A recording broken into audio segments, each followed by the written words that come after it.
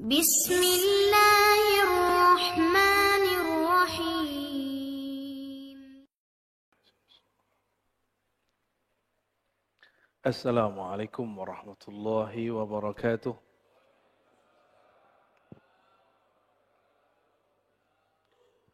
Alhamdulillah rabbil alamin.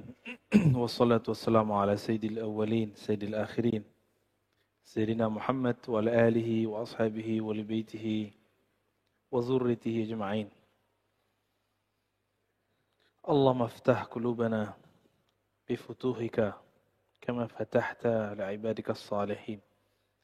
وأخرجنا من ظلمات الوهم والجهل للمعرفة والعلم آمين رب العالمين. بسم الله الذي لا يضر مع اسمه شيء في الأرض ولا في السماء السميع العليم. نعوذ بكلمات الله التامات من شر ما خلق. اللهم نسألك خير هذا اليوم وخير ما فيه وما بعده. نعوذ بك من شر هذا اليوم شر ما فيه شر ما إنك أنت علام الغيوب.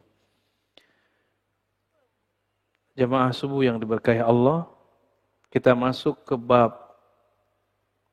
yang berjudul khalwah, berkhalwat. Berkhalwat secara bahasa berarti menyepi, bersunyi-sunyi. Ya. Khalwat itu bersunyi-sunyi, gitu bahasa konyolnya lah. Karena kalau khala artinya sesuatu yang sunyi, sepi. Ini adalah salah satu daripada ruknut tariq.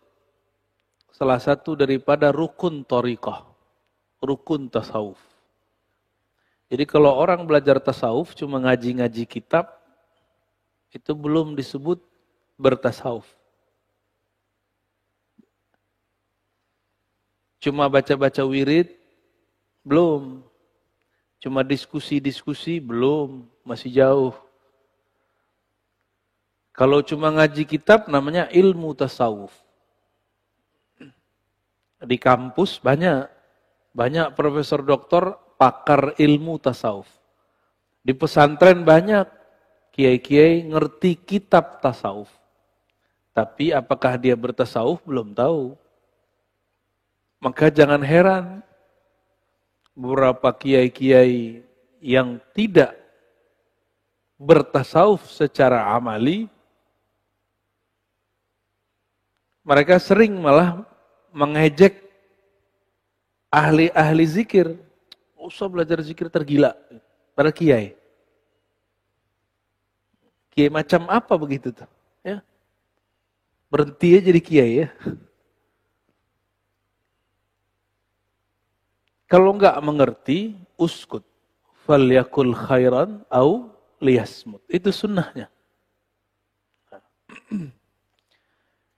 Kita coba lihat penjelasan daripada Imam Zarruq. Imam Zarruq ini salah satu mujaddid dalam ilmu kerohanian. Dia pakar mazhab Maliki dan menguasai tarekat Sufi. Thariqahnya namanya Syaziliyah. Beliau punya kitab banyak dan sangat bagus sekali. Bisa menjadi jawaban bagi orang yang bertanya tentang apa itu tasawuf. Judul kitabnya Qawaidut Tasawuf. Kaedah-kaedah tasawuf. Semua persoalan tasawuf dia jawab. Kata orang kalau udah sufi gila, dia jawab. Kata orang kalau sufi itu nanti meninggalkan dunia, dia jawab. Itu nggak benar semua. Kata orang kalau sudah jadi wali nggak sholat, itu nggak benar semua. Dia jawab dengan dalil yang kuat. Di sini beliau menjelaskan mengenai apa itu khalwah. Kita sudah pernah membahas tentang uzlah. Uzlah itu menjauhkan diri dari keramaian. Masuk ke hutan, masuk ke goa. Itu uzlah. Salah satu perintah di akhir zaman, kalau tidak mengerti peta fitnah akhir zaman, dianjurkan untuk uzlah. Ke gunung-gunung, ke hutan-hutan, supaya tidak terkena kekacauan akhir zaman. Cuma dasar iblis berbaju ustadz, manfaatin ustadz yang bahas akhir zaman. Akhirnya mereka sekarang lagi buat rumah akhir zaman. Gimana buatnya? Buatnya tengah bukit atau tengah kebun buat perumahan. Itu bukan yang Nabi maksud.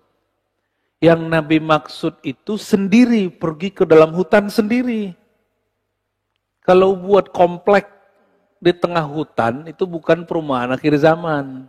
Itu namanya Ihya'ul Mawat.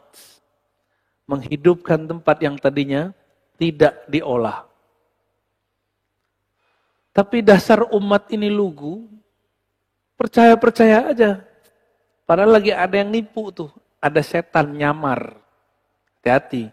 Maka ustadz-ustadz akhir zaman yang membahas akhir zaman harus hati-hati. Dengan si pembisik-pembisik yang sebenarnya dia setan itu. Setan bertubuh manusia. Dia lagi bisnis.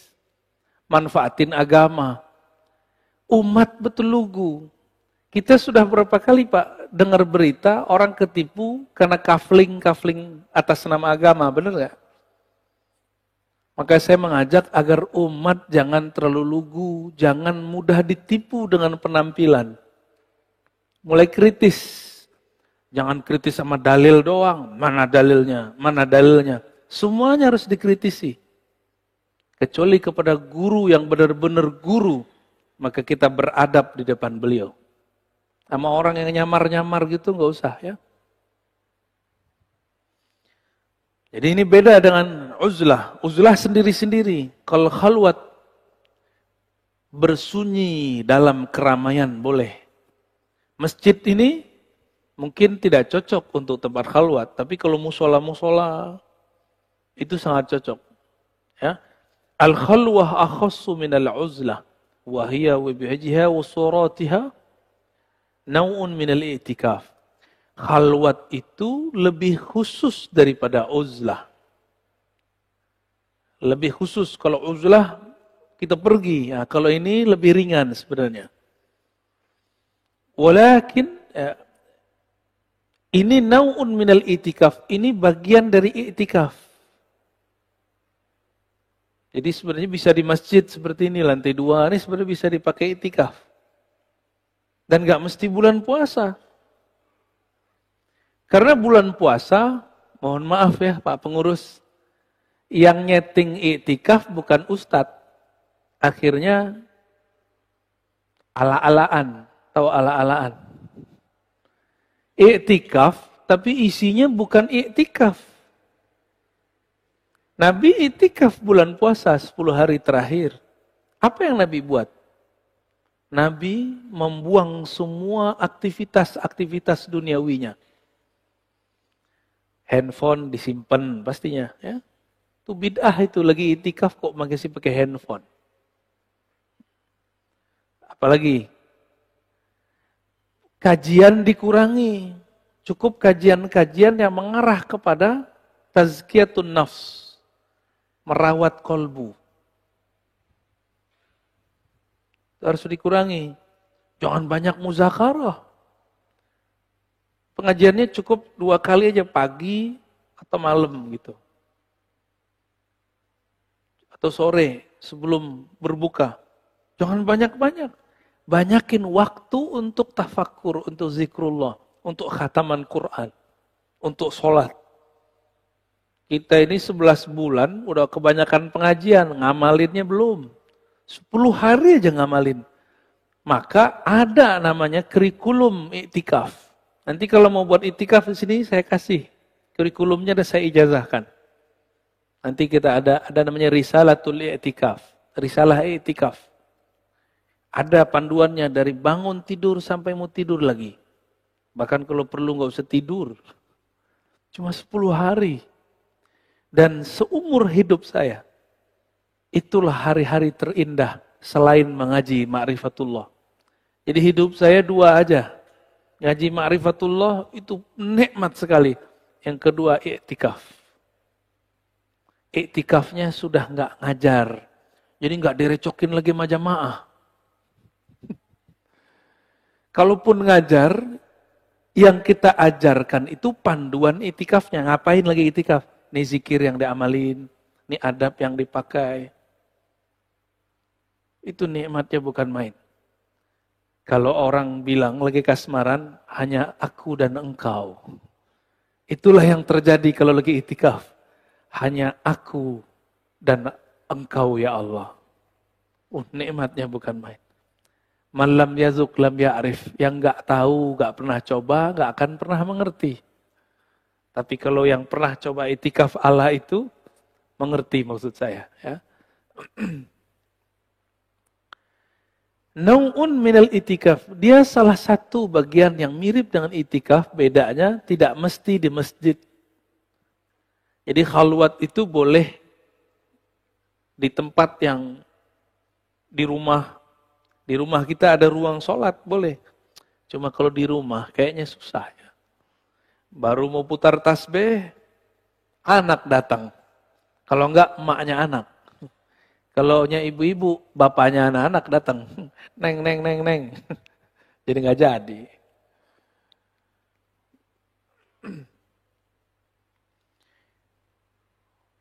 Walakin la fil masjid wa rubama kanat fi. Boleh di masjid, boleh di luar masjid. Nabi sebelum beliau bertugas jadi seorang rasul, beliau sudah nabi. Di mana beliau berkhalwat? Goa Hira. Nabi Musa, Tur Sina. Nabi Yunus, Goa Nun, perut ikan. Semuanya berkhalwat. Maka saya sangat menyarankan kepada santri-santri yang berdikadar jadi da'i. Dia harus belajar khalwat kepada mursyid-mursyid thariqah. Supaya mata nggak hijau melihat amplop sama ngelihat jamaah. Bagi dia sama aja. Mau jamaah banyak, mau sedikit sama. Kalau si da'i ini tidak kenal Allah, tidak mengenal bahwa Allah ini maha memberi rezeki, maka dia marah jika kurang dihargai dengan amplop yang tipis. Ini serius Pak. Tapi kalau dia kenal Allah, dia datang ke suatu tempat bahkan nggak dikasih apresiasi apa-apa, nggak dikasih honor, dia tahu rezekiku tidak kemana. Berarti setelah ini akan ada ghanimah di tempat lain. Itu kalau dia kenal Allah. Cuma kalau nggak kenal Allah, ya salam. Jadi masjid dipandang lewat amplop. Mohon maaf, ini curhat para ustadz. Ya orang masjid jangan uji juga ustadz. Antum bukan yang uji ustadz, yang uji ustadz itu Allah langsung ya. Tapi kalau itu kejadian para da'i, dia kalau sudah sering berkhalwat bersama Allah, maka dia akan lebih kenal kepada Allah. Kalau dia sudah kenal Allah, dia sudah tahu pola-pola Allah memberi rezeki. Ya. Jadi jangan jadi ustadz da'i penceramah dulu kalau belum pernah khalwat. Minimal 40 hari, 10 hari, 10 hari, 10 hari, 10 hari. Ya, mau jadi ustadz kan? Khalwat dulu, ini santri saya nih. Dulu belum bisa baca kitab, sampai bisa baca kitab. Nggak ngerti di luar. Bahasa Arabnya sama kayak orang di luar negeri. Kelas 5 itu kelas berapa tuh? Kelas 2 ya. 2 SMA atau kelas 1 SMA, saya udah ngajar pakai bahasa Arab. Mereka itu. Cuma kita kasih tahu dari dulu. Ustadz itu nggak hanya bisa baca kitab kuning. Nggak hanya yang bisa bahasa Arab. Kalau bisa bahasa Arab doang, orang Arab baru lahir bisa ngomong bahasa Arab. Bener? Ya, yang tinggal di Condet mah bisa pakai ane ente, kif haluk, ya bisa. Bukan itu. Ad-da'i ilallah. Orang yang mengajak kepada Allah adalah orang yang tahu jalan kepada Allah. Saya mau ngajak Bapak Ibu ini ke puncak, tapi nggak tahu jalan ke puncak, diajak ke Banten. Kebetulan di sana ada namanya puncak. Tersesat nggak? Muter-muter nggak? Oh itu kejadian. Saya datang ke suatu tempat, kita bilang ke sopir angkot, Pak, saya mau charter Anda. Tapi kamu tahu nggak alamat ini? Oh, saya tahu. Beneran, tahu. 3 kali saya nanya. Oh, saya tahu. Kita diajak ke selatan, padahal kita mau ke utara, Pak. Itu kejadian. Maka da'i ini ada 2. Ad-da'i ilallah. Da'i kepada Allah. Ada da'i ila ghairillah. Ada da'i yang mengajak kepada selain Allah. Yaitu ingin memperkaya dirinya. Ingin memperbanyak jamaahnya. Membangun branding-branding yang gak penting. Yang tidak asasi. Ya. Taib. Wa aksaruha indal qawm la haddalah. Lakin sunnah tushiru ilil arba'in bimawa'adati Musa alaihissalam. Berapa lama iktikaf atau khalwat itu? Tadi saya nyebutnya berapa? 40 hari. Ditulis pada sini. Sebenarnya la hadda indal qaum. Ulama-ulama ahli zikir tidak pernah membatasinya. Namun idealnya 40 hari. Seperti Sayyidina Musa. Sebenarnya juga khalwatnya Sayyidina Musa tidaklah 40 hari. Hanya 30 hari. Tapi adab yang ada pada Sayyidina Musa, beliau nggak boleh siwak. Nggak boleh gosok gigi. Begitu di riwayatnya. Selesai berkalam-kalam dengan Allah, itu Nabi Musa nggak tahu makan apa enggak atau perlu 30 hari. Udah sama Allah aja. Tiba-tiba berhenti dialog dengan Allah, dia merasa mulutnya bau. Maka dia ambil akar siwak, dia bersihkan. Berarti dia masih sibuk kepada selain Allah. Maka turunlah Sayyidina Jibril bawa perintah dari Allah. Hai Musa, sempurnakan 10 hari lagi. Jadi para nabi itu dulu kalau melanggar adab, itu tambah itikaf 10 hari, satu adab. Itu nabi dahulu, Pak. Kalau ulama sekarang zamannya rukhsah. Bener, mau dirukhsah ya. Tapi masih ada kiai kita yang ketat. Ya, di Banten ada Abu Yamun Fasir ya. Itu kalau datang cuma minum air putih. Berapa hari? 14 hari. Ajib. Itu beliau orang lama hidup di zaman modern. Gitu-gitu. Paham gak maksudnya? Itu orang harusnya hidupnya di zaman sebelum Nabi Muhammad. Tapi adanya sekarang, Pak. Itu yang disebut salaf beneran tuh. Ya. Orang salaf tuh begitu. Ini salaf, giliran ini itu bid'ah. Ya, kerja bakti bid'ah. Makan-makan bareng-bareng gak bid'ah. Itu beliau minum air aja Pak santrinya. Dan santrinya gak kabur tuh. Mereka dengan senang hati melakukan puasa, riyadhah, membuang hajat kepada makan dan minum. Hidup-hidup aja tuh beliau malah sehat ya. Lebih sehat dari kita yang makan. Jauh lebih sehat dari ente tuh badannya tuh.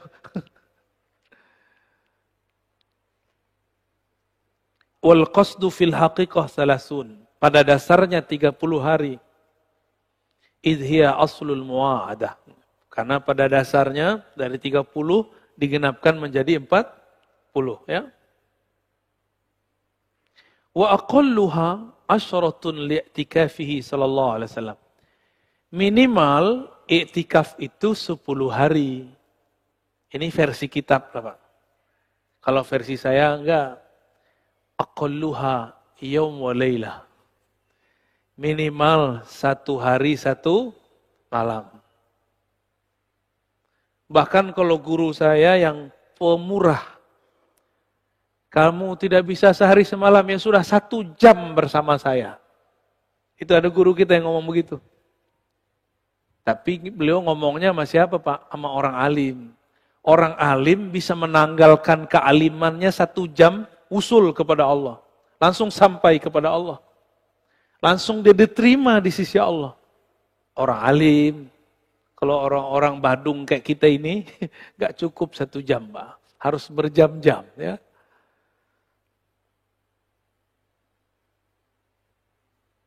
Apa tujuannya? Tathhirul qalbi min adnasil mulabasah. Membersihkan kolbu dari kotoran yang disebabkan jika kita bergaul banyak dengan orang. Kita ini 2 aja, mempengaruhi, dipengaruhi. Benar gak? Antum nih, kalau enggak kita yang rame, kita diramain orang. Khalwat itu gunanya supaya mensterilkan kolbu dari kita jadi penyebab orang lain kena noda-noda akhlak. Itu lebih kurang.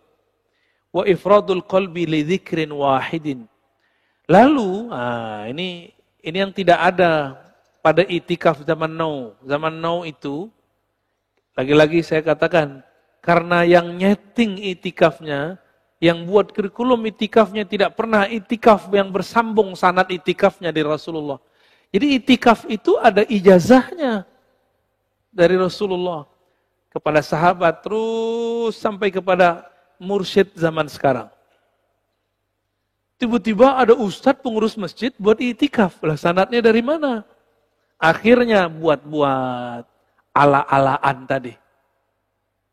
Padahal kalau itikaf tidak hanya kemudian meninggalkan kesibukan duniawi, tapi ada tambahannya. Ifradul qalbi li zikrin wahid. Menkhususkan kolbu membaca satu zikir. Makanya kami dulu, saya alhamdulillah dapat izin dari Allah Subhanahu wa taala di masa masih muda. Sangat muda sekali. Sekarang juga masih muda, Pak. Mudah-mudahan. Sekitar umur 13 tahun kita itikaf cuma ngamalin zikir Allah. Allah. Allah. Itu aja yang saya amalkan. Sekitar 40 hari kita cuma zikir Allah. Allah. Nikmatnya bukan main. Ya. Itulah saya merasakan sholat itu nikmat, baca Quran itu setelah 40 hari nikmat. Selama 40 hari, saya cuma boleh baca Quran, ba'da asar sebelum maghrib. Aslinya pun dilarang kalau bukan orang santri. Karena kita santri diizinkan. Supaya fokus. Karena nanti setelah itu juga ada namanya khalwat Quran. Khusus Quran aja. Sebelum khalwat Quran, berkhalwatlah dengan yang menurunkan Al-Quran. Maka akan terasa syahdu kalau baca Quran. Benar, setelah 40 hari kita baca Al-Fatihah. Belum selesai 1 ayat, sudah terisak-isak. Lanjut 1 ayat, bertambah rindu kepada Allah Subhanahu wa ta'ala. Karena bertemulah zikir lisan dan zikir kolbu. Jika dia bertemu, terjadilah kerinduan yang mendalam. Bergetarlah kolbu. Kenapa kita ini baca Quran gak bergetar? Karena baca Quran pakai nafsu. Pengen tamat 1 hari 1 juz. Itu namanya pakai nafsu. Boleh begitu. Tapi ada tekniknya. Ulama kita dulu ada tekniknya. Fami bisyaukin. Ya. Yang ngerti, yang pernah nyantri itu. Paham maksud saya itu. Fami bisyaukin itu sekitar 7 hari khatam. Seminggu khatam. Khatam Quran. Fa-mi. Fa al-Fatihah. Mi. Mim. Al-Ma'idah. Dari surah Al-Fatihah sampai Al-Ma'idah. Berapa juz tuh? 4 atau 5 ya? 4,5 lah ya. Itu ada tekniknya. Dan kita pun dapat sanadnya itu. Jadi riyadhah itu, zikir itu kalau nggak dapat sanadnya, tidak ada disiplin di situ.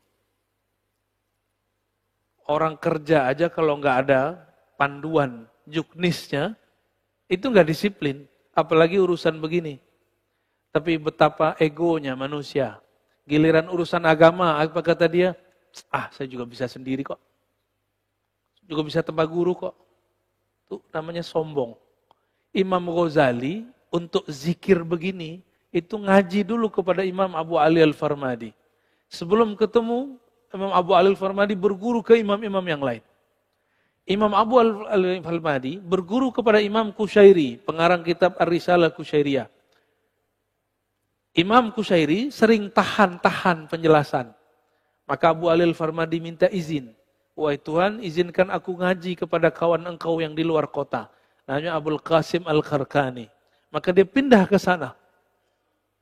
Semua masalah batin dia diselesaikan oleh Imam Al-Kharkani. Abu Ali Al-Farmadi ulama besar. Karena dia besar, muridnya juga ulama besar. Imam Abu Hamid Al-Ghazali. Jadi orang, Pak. Jadi orang tuh Imam Ghazali. Karena berkah yang mendidik dia orang besar. Kita yang didik diri kita sendiri, kita belum tentu wali. Akhirnya nggak jelas. Ya. Apa kata beliau?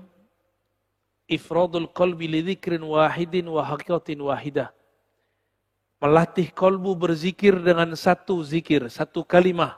La ilaha illallah saja, Allah Allah atau Rahman Rahim, Rahman Rahim, Rahman Rahim. Atau salawat aja. Ini tergantung dari gurunya. Tergantung dari gurunya. Ini Bapak Ibu ini kan sudah banyak dapat ijazah zikir dari kiai ustadz. Bingung nggak mau ngamalin dari mana? Ini subhanallah dulu, alhamdulillah dulu. Bingung. Karena belum jadi mursyid. Kalau mursyid bisa buat kurikulum sendiri. Ya. Apalagi kalau wali. Kalau wali dia zikir ngikutin ilham. Sekarang zikir ini, besok zikir itu. Zikirnya sudah ada dari Nabi semua. Tapi mana yang akan kita pilih? Itu kalau wali dia sudah tahu mana jalannya kepada Allah Subhanahu wa ta'ala. Tapi wali jadi wali karena dia berguru kepada wali Allah Subhanahu wa ta'ala. Kita kan baru wali murid, Pak. Ya. Sama wali PA.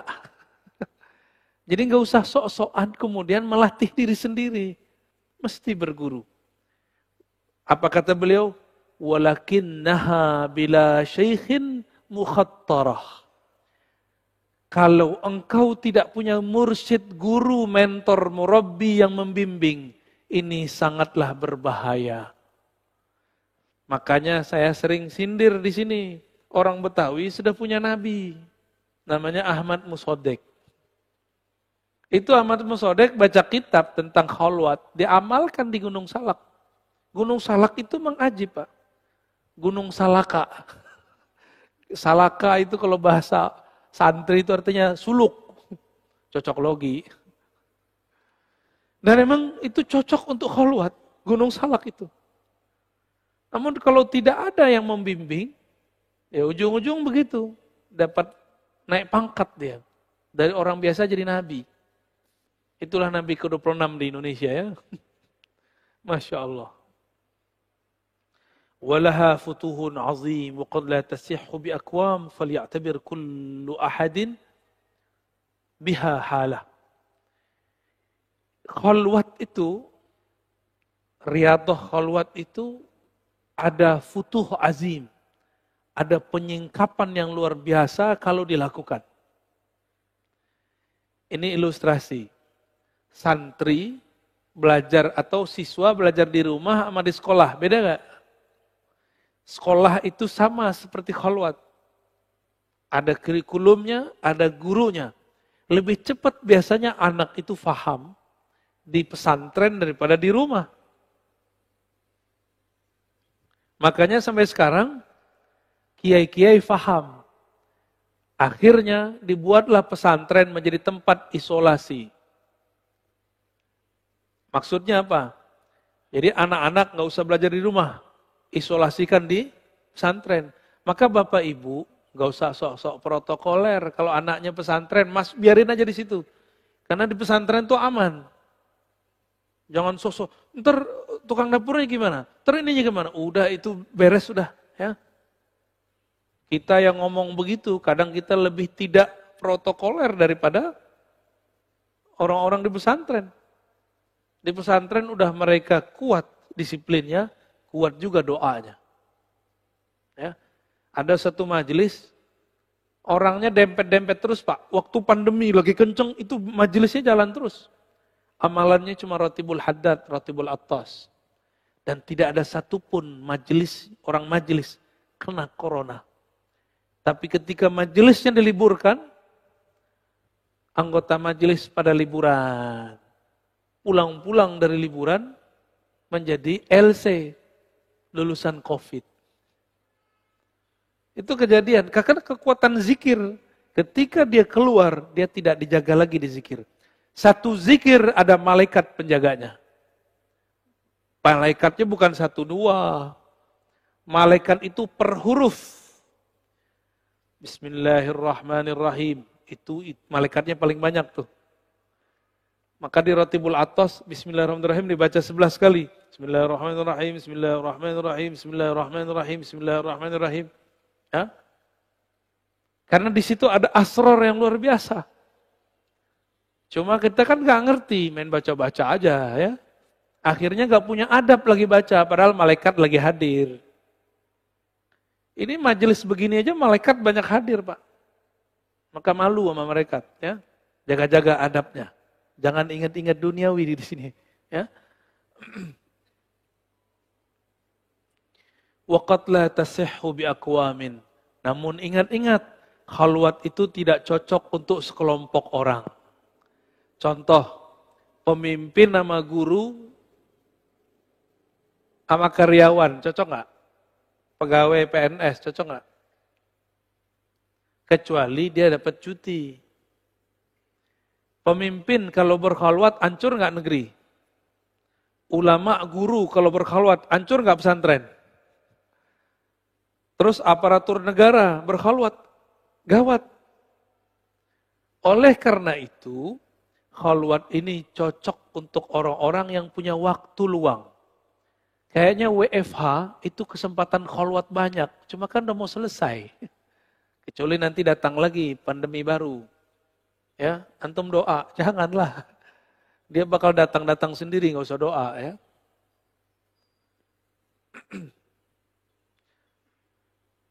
Jadi kalau ada mursyid nih, dia punya murid seorang raja, seorang pejabat. Jika mursyidnya tidak kamil, tidak sempurna, maka dia suruh itu raja tinggalkan kepemimpinannya. Nah, ini gawat itu. Ya, sok-sok jadi mursyid, berarti dia belum selesai kemursidannya. Dia punya murid seorang kiai. Lagi gak musim liburan, disuruh tinggalkan majelis. Nah, ini terjadi di beberapa tempat. Bubar, pesantrennya bubar. Pesantren bubar, ya. Nah, ini kejadian juga, ini di Thariqat.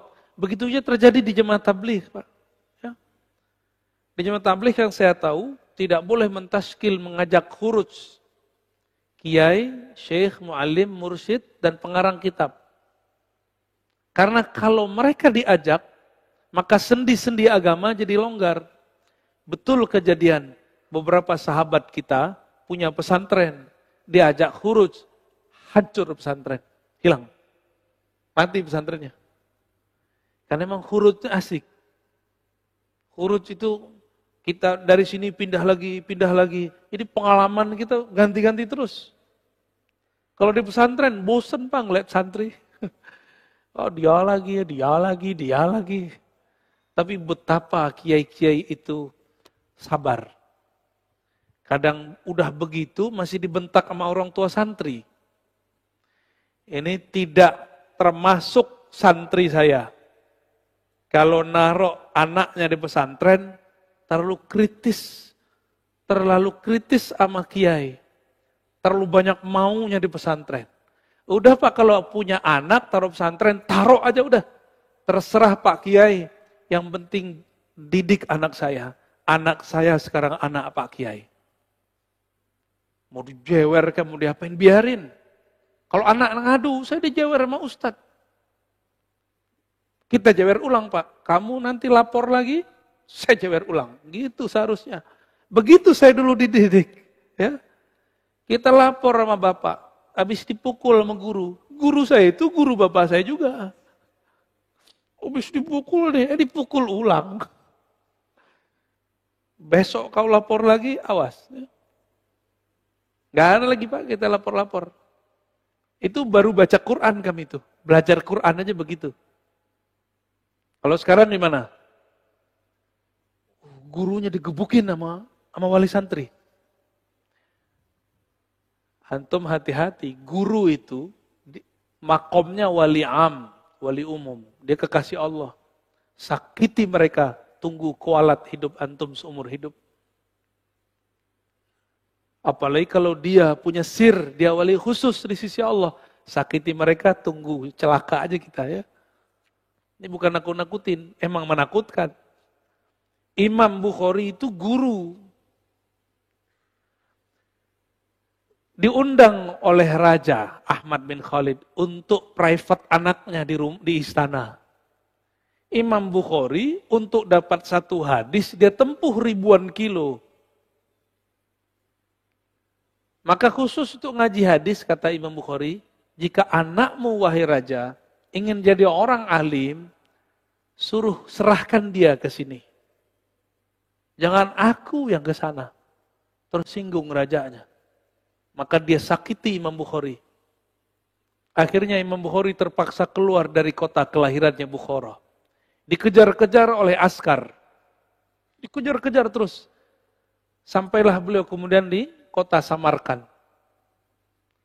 Karena Samarkand ini agak ramai, susah mencari Bukhari. Tapi beliau sudah capek, kelelahan. Malam-malam beliau berdoa, ya Rob, jika mati lebih baik bagiku, jemputlah aku malam ini juga. Jika hidup lebih baik bagiku, panjangkan umurku. Tapi ya Allah, aku rindu kepada Rasulmu. Aku rindu kepada Engkau. Maka jemputlah aku malam ini juga. Dia usap matanya, langsung jatuh badannya. Meninggal habis sholat. Malam itu juga dikuburkan. Supaya tidak ketahuan Imam Bukhari melarikan diri dari Bukhara. Apa yang terjadi pada Ahmad bin Khalid? Tidak sampai seminggu, cuma 3 hari, ada surat datang dari Baghdad. Dia mesti ketemu mahkamah. Hakimnya saat itu langsung sultan atau rajanya, atau khalifah. Dia terbukti korupsi dan zalim, langsung dimasukin penjara, tidak sampai sebulan, mati terhina dalam penjara. Itu nyakitin ulama tuh. Ya. Kalau ulamanya beneran ya. Kalau ulamanya nggak beneran, nggak kualat-kualat.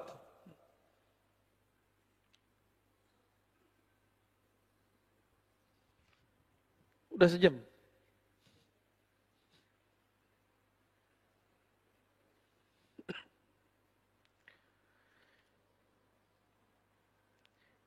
Oleh karena itu, berkhalwat itu, inqita'anil bashar li fatratin mahdudah. Kata pengarang kitab ini, Syekh Abdul Qadir Isa, Asy-Syadzili Al-Qadiri. Yaitu memutus hubungan dengan manusia, meskipun dalam waktu tertentu saja. Wa tarkun lil a'mal ad-dunyawiyah li muddatin yasirah. Tidak usah khawatir, hanya meninggalkan aktivitas duniawi dalam beberapa saat saja. Ya. Kalau saya bagi Pak, untuk orang aktivis kerja, untuk para pejabat, orang yang aparatur negara, orang-orang karyawan yang nggak mungkin kita membuat namanya kurikulum khalwat sejam, 1 jam semalam. Jadi sa'ah wa'idah fil yaum wa laylah. 1 jam semalam dia berkhalwat. Itu cukup. Kalau 1 jam semalam 30 hari jadi berapa? 30.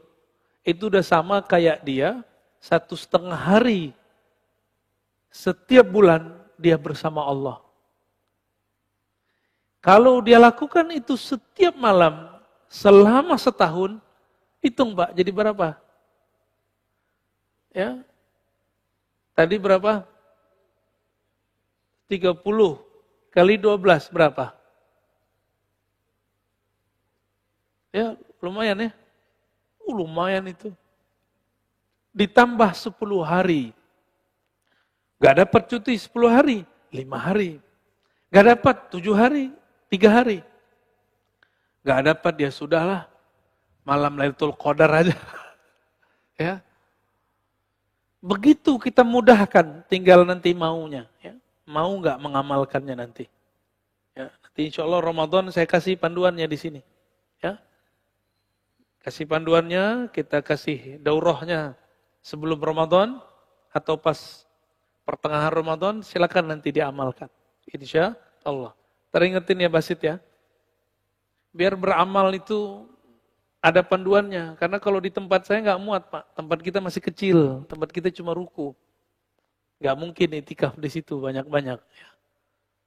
Semoga ntar ada tempat yang bisa kita jadiin tempat ngaji plus tempat khalwat. Insya Allah. Ya. Jadi nggak hanya ngaji-ngaji doang kita. Tapi kita juga praktek langsung insya Allah. Walaupun cuma 1 jam setiap hari. Ya. Bapak Ibu, senang nggak nonton satu judul? Ya, filmnya kita suka genrenya. Khalwat itu kalau sudah tahu tekniknya mirip kayak nonton. Tahu-tahu sudah 2 jam. Gitu. Tahu-tahu udah sehari semalam. Ada orang, teman saya, kerjanya nonton terus dibayar Pak. Tahu-tahu udah 2 hari, dapat duit. Kan enak tuh ya. Tapi nggak usah khawatir, kalau ini Bapak bukan lagi cari materi. Berzikir latihan untuk mengosongkan dunia dari kolbu. Karena kebahagiaan kita setiap kali kita mampu mengosongkan selain Allah dalam kolbu. Kolbu itu bahagianya cuma dengan Allah. Ala bidzikrillah tatmainnul qulub. Jika masuk selain Allah, dia kolbu gelisah. Masuk titik baru lagi, digelisah, begelisah, begitulah terus. Maka setiap kali orang mampu mengeluarkan noda hitam di kolbunya, ini bahasanya agak vulgar, rasanya mirip seperti orgasme. Inilah yang bikin candu dalam riyadhah. Inilah yang bikin candu dalam khalwat. Inilah yang membuat ahli zikir tidak meninggalkan zikirnya. Yang membuat ahli khalwat tidak mau meninggalkan mihrabnya. Ya. Kalau orang tadi nggak mau lepasin nikahnya karena itu kan. Salah satunya, sama ini. Persis sama, bahkan lebih nikmat. Alazzu wa atam. Ya.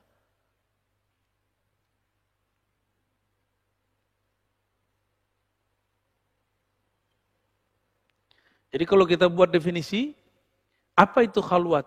Meninggalkan kesibukan duniawi sesaat, lalu menyibukkan kolbu hanya dengan suatu zikir. Tafakkur terhadap nikmat-nikmat dari Allah, muhasabah terhadap kesalahan masa lalu.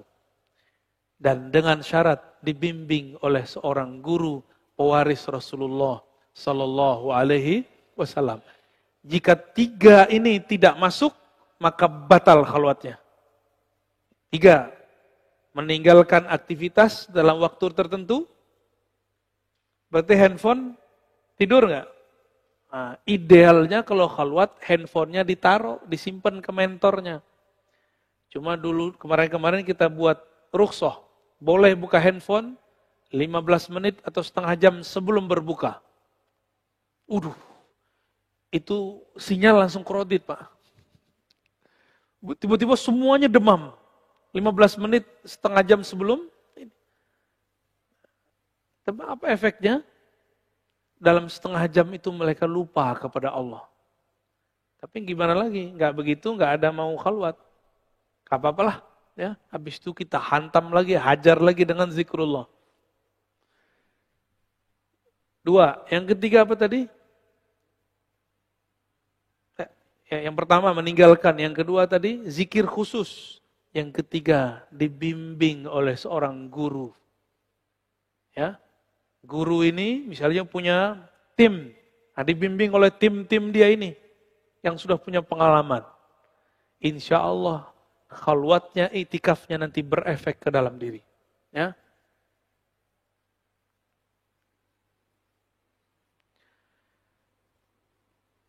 Kenapa mesti ada guru? Kalau kita ada was-was, nanti tinggal tanya kepada guru. Oh, ternyata orang kalau lagi khalwat, tidak semuanya mulus. Ada tipe-tipe orang yang dia khalwat tapi pikirannya masih jalan. Di saat dia berkhalwat, apa yang terjadi? Was-was muncul. Jika was-was sudah muncul, ada yang sanggup melawannya, ada yang tidak sanggup. Ya, disinilah terjadi, mohon maaf, kenapa ada orang khalwat tiba-tiba miring karena tidak dibimbing oleh guru. Ya, nah, di dalam kitab ini di halaman 199 dikatakan was-was itu ada dua. Ma yu'lamu qat'an anallah ta'ala munazzahun anna. Was-was yang datang dari syaitan dan diketahui secara pasti. Apa itu? Jika was-wasnya tentang sesuatu yang bertentangan dengan akidah. Tiba-tiba ada bisikan, Allah dicipta dari apa? Allah tinggal di mana? Ya. Atau ada bisikan, Anallah, Anallah, aku Allah. Itu pasti batil. Itu pasti batil. Ya. Siapa yang membisikkan itu? Syaitan. Maka disebutkan dalam surah Al-A'raf, ya. Wa imma yanzaghannaka minasyaitani nazghun fasta'iz billah innahu sami'un alim. Jika ada tarik-tarikan daripada syaitan, maka berlindunglah kepada Allah. Ya.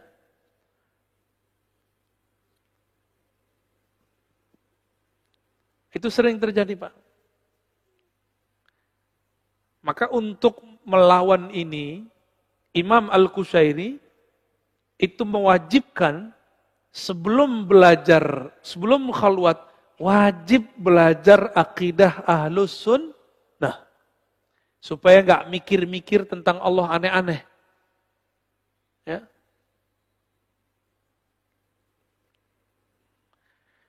Lalu ada yang bukan was-was, dia ilham.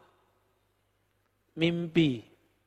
Ilham mimpinya barangkali mengganggu dia. Tapi tidak menyimpang. Nah, hal ini harus dilaporkan kepada mentornya. Mentornya harus lapor kepada gurunya. Nanti ketahuan itu ya. Teruskan ambil atau tidak. Jadi itu ada teknik-tekniknya. Beberapa murid kalau zikir, kadang-kadang dia halu. Yang datang setan tapi nyerupai wali. Bisa Pak, wali masih bisa diserupain sama setan. Yang tidak bisa diserupain oleh setan cuma Nabi Muhammad SAW. Wali punya korin nggak? Korinnya bisa datang. Tapi Bapak kalau tahu nama ruhaninya si wali, tinggal sebut namanya. Maka yang datang pasti dia, bukan korinnya. Maka saya tidak percaya dengan semua mimpi orang atau pengalaman batin orang ketemu Syekh Abdul Qadir, Syekh Syazili, Syekh Ahmad bin Idris Al-Idrisi. Saya nggak langsung percaya. Ya. Nah ini ada pengalaman. Saya baru dari Banjar asli Pak, ini kan Banjar palsu ini, Banjar Wijaya.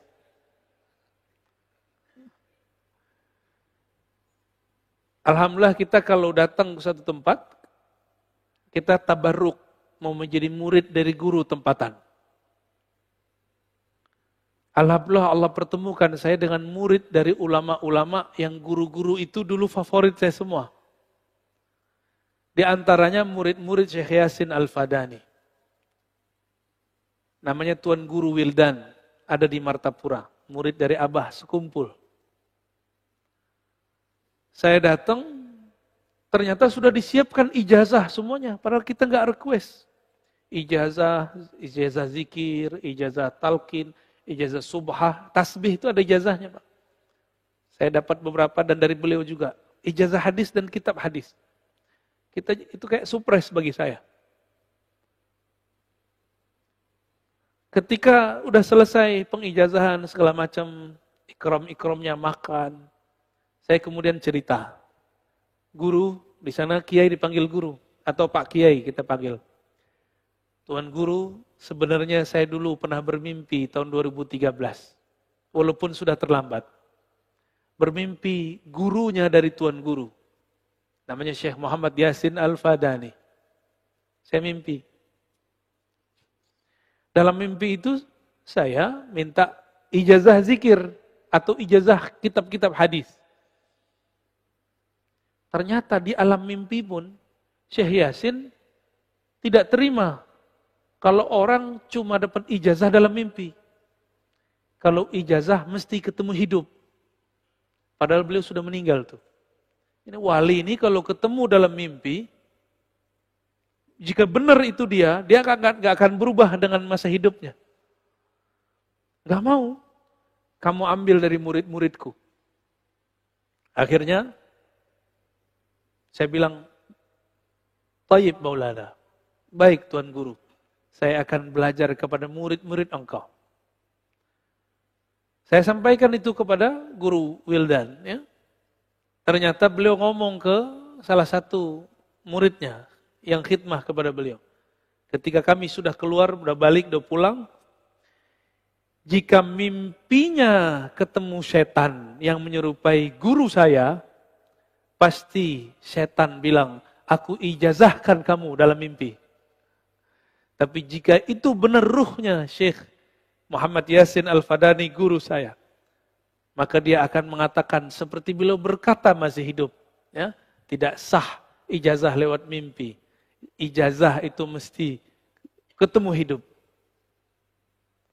Maka saya dengan wasiat dalam mimpi itu wasiat mimpi loh Pak, pengalaman itu. Saya pakai, ketemu murid Syekh Yasin, walaupun tidak kuliah seperti kita, tapi kan beliau bertahun-tahun dengan Syekh Yasin. Ilmunya di atas semua profesor, ilmu mereka lebih tinggi lah dari kita. Ijazah sanadnya lebih tinggi. Nah, pengalaman itu kita sampaikan, guru ini ngerti. Jadi baru Tuan Guru Wildan ini yang menjelaskan. Ini ciri-cirinya, kalau yang dia temui dalam mimpinya guru saya, pasti guru saya dalam mimpi tidak mengijazahkan. Maka nih siapa saja yang mimpi Syekh Yasin, dijazahkan dalam mimpi, itu bukan Syekh Yasin. Ya, itu mungkin korinnya. Ya. Korinnya nyamar jadi Syekh Yasin. Orang minta ijazah, wah nggak enak nolak. Ya. Nah ini baru pengantar khalwat nih Pak. Minimal sudah cukup. Ya. Di dalam Al-Quran banyak dalil tentang cara khalwat. Misalnya surat Al-Muzammil ayat 8. Ini sebagai penutup. Wazkurisma rabbika wa tabattal ilaihi tabtila. Sebutlah nama Rabbmu. Tinggalkanlah selainnya. Fokuslah kepadanya. Itu yang disebut tabattul. Ini dalil berkhalwat. Surat Al-Muzammil ayat 8. Ya. Tekniknya langsung ada, caranya langsung ada. Karena ini Nabi Muhammad, gurunya langsung Allah. Ada yang bisa langsung berguru kepada Allah? Hah? Kalau ya, antum aja jadi guru saya ya. Wassallallahu ala Muhammad. Assalamualaikum. Ya. Ada pertanyaan? Oh iya, ya, fadal.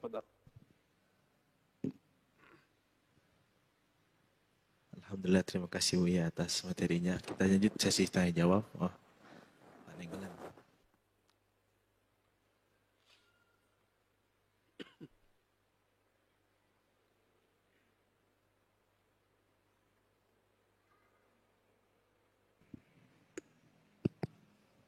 Bismillahirrahmanirrahim. Assalamualaikum warahmatullahi wabarakatuh. Buya, pertanyaan Buya. Ya, ini ada bisik-bisik dari teman-teman. Katanya jin bisa dilihat. Itu pertanyaan Ustaz. Satu aja deh, soalnya masih banyak yang lain. Terima kasih. Assalamualaikum warahmatullahi wabarakatuh. Assalamualaikum. Yang bisa dilihat itu jin dan jun. Jin itu bahasa Arab, artinya jismun junna anil basar. Benda yang ditutup dari pandangan mata. Maka disebut jin. Kalau majnun, Insan sutira akluh. Manusia akalnya udah ketutup. Maka disebut majnun, junna alaih. Majnun juga, jan sama. Ya. Lalu bagaimana dengan jin? Al-Quran mengatakan, yarawnakum. Mereka melihat kamu dari sisi la tarawnahum. Dari sisi engkau yang tidak dapat melihat mereka. Kalau Allah bilang jin tidak bisa dilihat dengan kasat mata, terus ada orang ngomong lihat jin, faqad ata bi buhtanin azim. Dia sudah berbohong dan telah mengingkari Al-Quran. Namun, kalau situ wali memandang tidak dengan mata ini. Jangankan cuma jin, Rabbul jin aja dia tahu. Tuhan pencipta jin aja dia bisa pandang. Tapi memandang Allah kan bukan dengan pandangan ini. Memandang Allah itu sebenarnya Allah lah yang memandang dirinya, cuma minjem kita. Sebenarnya kita emang dipinjem. Kita kan milik dia juga. Inilah kata Imam Syafi'i. Man qala ra'aitul jinna faqad ata bi buhtanin azim. Bahkan dalam satu riwayat, man qala ra'aitul jinna faqad kafar. Siapa yang ngaku-ngaku ngeliat jin, dia telah kufur kepada ayat ini. Dia telah berbohong, bohong yang besar. Maka mohon maaf, saya nggak percaya dengan buku dialog dengan jin itu saya nggak percaya. Mohon maaf ya, saya nggak percaya. Dan saya nggak percaya jika orang mengislamkan jin lewat kesurupan, kecuali 1-2 kisah aja. Saya percaya Pak ada jin. Maka kebanyakan ahli ruqyah harus kemudian emang kaji ulang lah. Kalau nggak sepakat dengan saya kan boleh-boleh aja. Apa benar yang ente islamkan itu jin? Kok kambuh lagi? Ya. Banyak kan? Saya ketemu seseorang, dia sekarang ngaku sudah mengislamkan 1 juta jin. Dihitung benar sama dia. Kita tanya, emang ente lihat? Enggak, tapi dia berbicara lewat orang kesurupan. Orang kesurupan itu Bapak, itu sudah dijelaskan dalam ilmu psikologi. Kebanyakan kesurupan itu terjadi pada 2 komunitas.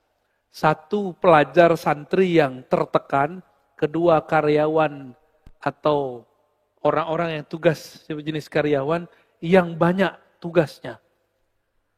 Jarang-jarang terjadi yang nomor 3, orang putus cinta, itu jarang ya. Tapi kejadian. Berarti secara psikologi itu orang stres. Orang stres kebanyakan. Orang kesurupan itu stres. Nah, namun ada kejadian di luar itu. Karena pernah belajar ilmu-ilmu kebatinan. Namun, kapan jinnya masuk? Jika dia stres. Kepikiran dikit bab kuliah, belajar langsung stres. Keluarlah jinnya. Itu pengalaman-pengalaman kita ketemu orang-orang kesurupan. Ya, saya nggak percaya tuh. Karena nggak bisa dilihat. Kan bisa aja dia ngibulin. Aku bersaksi tiada Tuhan selain Allah. Ya, suara doang dilain-lainin ya. Kawan kita ada yang pura-pura kesurupan Pak dulu. Suaranya dilain-lainin, matanya dibolak-balik. Pas kita udah mau tamat semua, dia buka ceritanya. Itu dulu saya pura-pura kesurupan. Lain lagi kalau ke satu wilayah di Tiongkok sana, saya nggak usah cerita. Itu TKW, stres karena sibuk bekerja setiap pekan. Kalau ada ustadz muda datang, muda nih ustadznya. Itu pengen dipegang. Modus atau pengen dibaca-bacain. Ya, pura-pura kesurupan, pura-pura juga. Ada yang beneran Pak, tapi kebanyakan pura-pura juga. Yang penting dipegang dikit sama ustadznya, langsung tenang ya, sama aja modus. Itu jinnya jin melambai itu ya.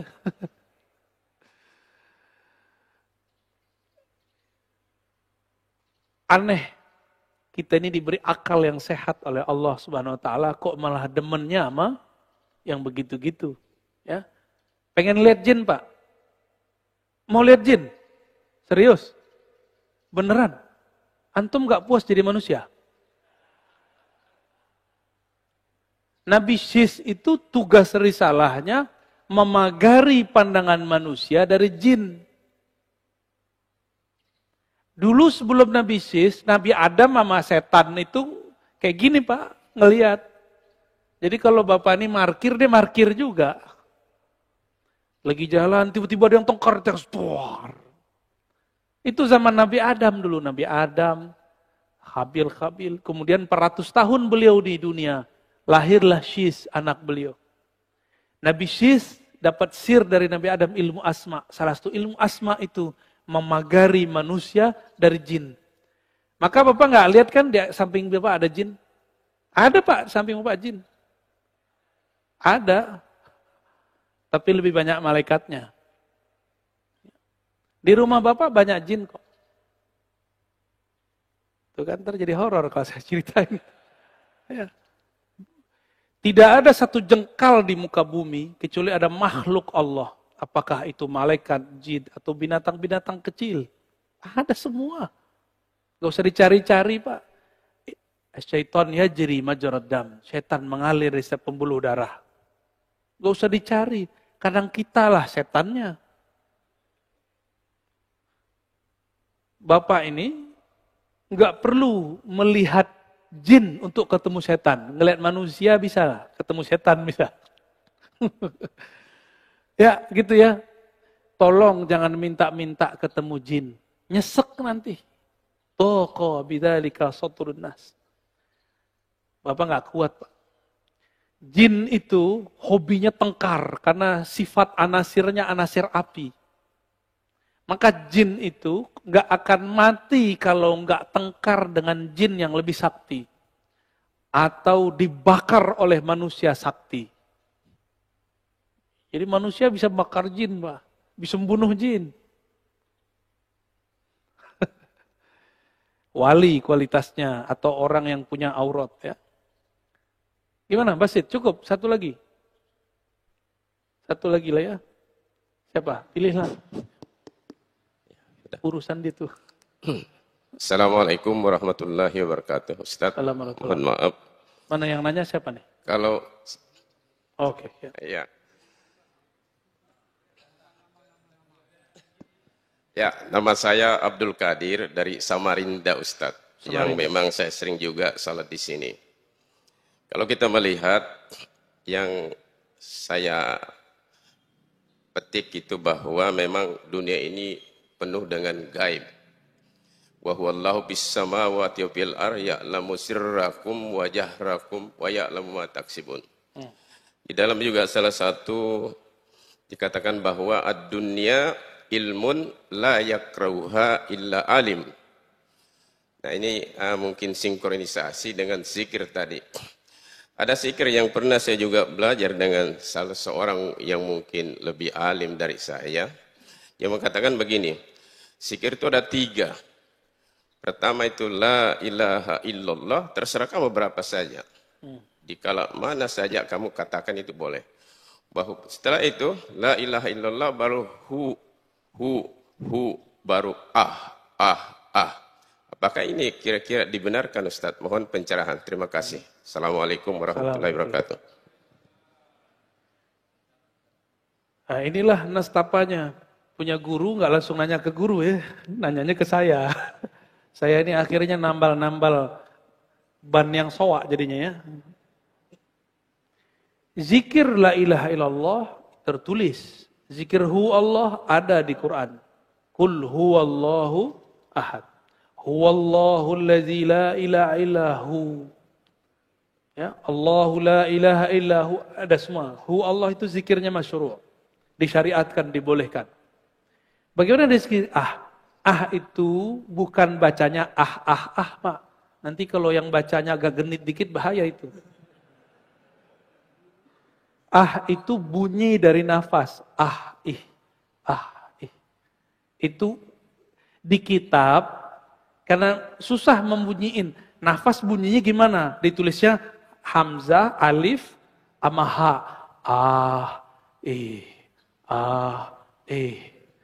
Nafas naik. Itu ya, kalau dibunyiin. Gitu. Maka di Thariqat Burhamiyah, di Suqiyah di Mesir, orang masih zikir, ada zikir begitu. Kayak kesurupan, Pak. Tapi itu bukan kesurupan.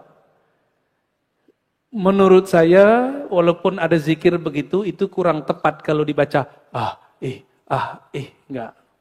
Itu maksudnya, nafasmu isi dengan nama Allah. Hadapkan kolbu kepada Allah.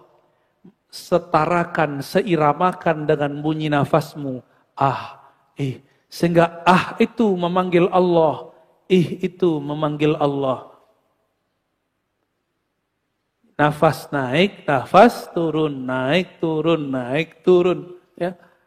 Kalau mana ambil hembusannya. Kalau penghembusannya. Itu maksudnya. Itu tertulis dalam kitab An-Nafahat Al-Ilahiyah karya Al-Qutub Al-Kabir Syekh Muhammad Ibn Abdul Karim Samman. Beliau punya murid di Indonesia dulu namanya Syekh Abdul Somad Palembani.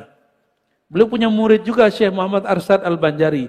Cuma di kitab sanad kita melihat Syekh Muhammad Arsyad kemudian dilengkapi kesempurnaan ijazahnya lewat Syekh Abdul Somad Al-Palembani. Begitu juga di Betawi dulu juga ada ya. Dulu di Makassar ada. Bapak mungkin dulu nggak tahu Bapak Bugis atau mana? Bugis ya. Nah, mungkin orang Bugis dulu dapat juga tuh. Di kampung saya Sumatera Barat juga ada namanya Syekh Abdul Rahman Kumango. Ngambil dari Madinah. Zikir tadi. Nafas naik, nafas turun, nafas naik, nafas turun. Saya juga pernah belajar zikir itu ketika masih berumur, masih sangat belia. Tapi guru saya bilang, ini bukan namanya ini bunyi nafas yang sudah ada cinta kepada Allah Subhanahu wa ta'ala. Jadi jangan salah paham ya. Kalau nanti zikir dijadikan nama, itu setan yang masuk setan ketawa. Emang nama Allah. Itu filosofinya dari orang sakit, Pak. Orang sakit gimana? Itu benar gak? Dijelaskan oleh para imam kita. Itu adalah zikirnya orang sakit. Itu artinya ya Allah yang maha penyembuh. Gitu ya. Jadi orang kalau begitu lagi sakit jangan dilarang. Dia sedang melepaskan berat sakitnya. Jangan bilang kamu jangan begitu, bikin cemas aku. Biarin dia. Ya. Itu cara zikirnya orang sakit. Demikian kira-kira udah 6:30.